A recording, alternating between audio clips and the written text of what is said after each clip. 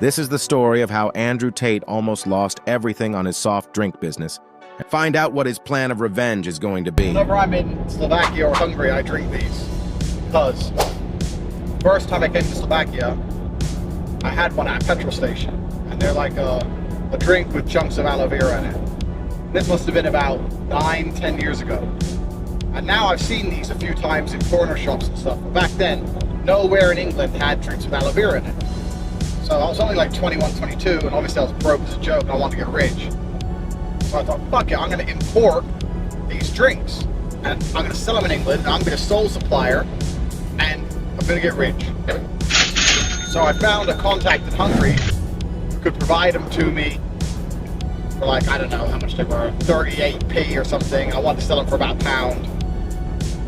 So then I started contacting all the superstores. I was watching Dragon's Den about getting distribution. I thought, this is hard. So I emailed Morrison's, emailed Waitrose, started emailing them every day saying I had some revolutionary new health drink that was guaranteed with all these bullshit results, and I promised them 100% markup on it.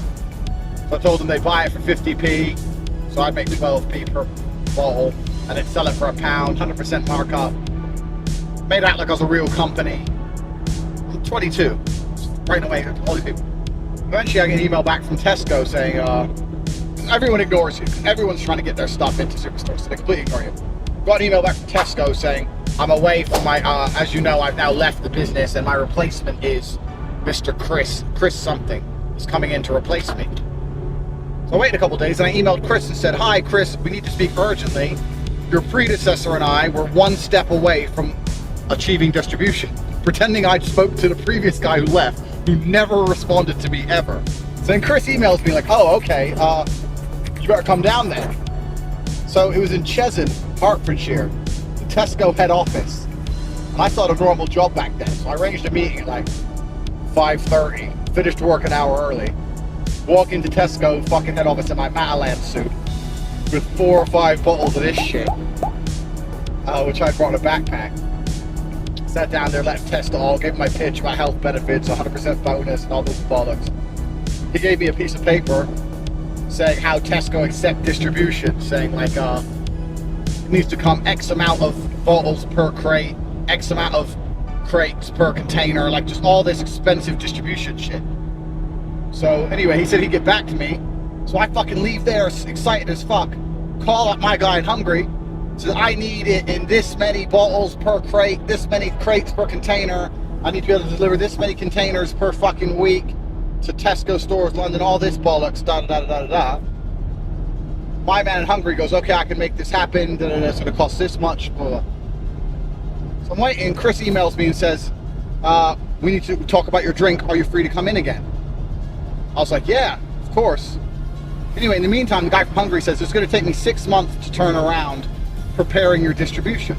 I said, oh no, it can't be 6 months. No, Tesco want it now, Tesco want it now. He goes, well, I need some money to begin doing this. It's gonna cost some money, so you need to pay me some money. You want like 2 grand.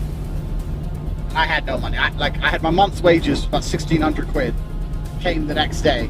So I remember borrowing £500 and my month's wages and sending it to Hungary, 2 grand. The day before my meeting, my big meeting with Tesco, so this guy could begin fucking pissing around with crates. Thinking my last £100 will last me the month. Now I'm 500 quid in debt as well. Filling up with petrol, putting on my Matalan suit, walking in there, sitting down with this Chris guy who was fat as fuck. I don't know what, of course he was in charge of choosing the food.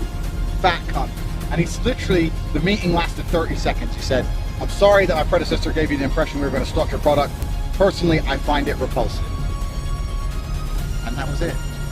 That was the end of my aloe vera dream. He never emailed me back again. None of the other superstores ever emailed me. I kept emailing, we've got different flavors.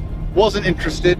Completely blanked me. Everyone blanked me. The Hungarian guy took 2 grand of my money, and I was more poor than ever. So now when I drive through the continent in my Lambo, I enjoy an aloe vera drink. Personally, I find it repulsive. I remember sitting there thinking in my head, that was unnecessarily rude. It was unnecessarily rude to me because he thought he was important. I'm the fat dude who chooses Tesco's food. But he ain't got a fucking Lambo. I might scroll through my email and fucking find it somewhere in the depths. Send him a picture of me outside my Lambo drinking an aloe vera drink. Surrounded by aloe vera, drink a big booty hoe. Well, what colour's your Bugatti?